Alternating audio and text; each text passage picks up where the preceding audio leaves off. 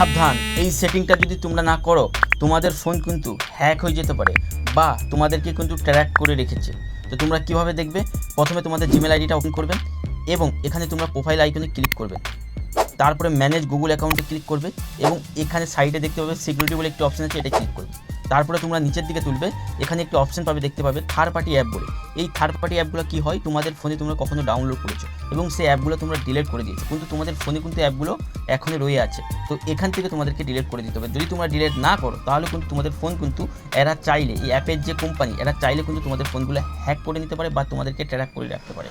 তো এগুলো ডিলিট করার জন্য তোমরা এখানে যখনই এই অপশনটা আসবে থার্ড পার্টি অ্যাপ, এখানে তোমরা যতগুলো অ্যাপ তোমাদের থার্ড পার্টি অ্যাপ থাকবে ততগুলো তোমরা এখান থেকে দেখতে পাবে। তো তোমরা এক একটা করে অ্যাপে ক্লিক করবে এবং তোমরা এখানে যখনই অ্যাপে ক্লিক করবে তারপরে এখানে ডিলিট অল বলে লেখা থাকবে, এটা ক্লিক করে তোমরা কনফার্মে ক্লিক করে দেবে। এভাবে প্রত্যেকটা অ্যাপ তোমরা ডিলিট করে দাও, তাহলে তোমাদের ফোনটি সুরক্ষিত থাকবে। ভিডিওটি ভালো লাগলে একটি লাইক করতে ভুলবে না।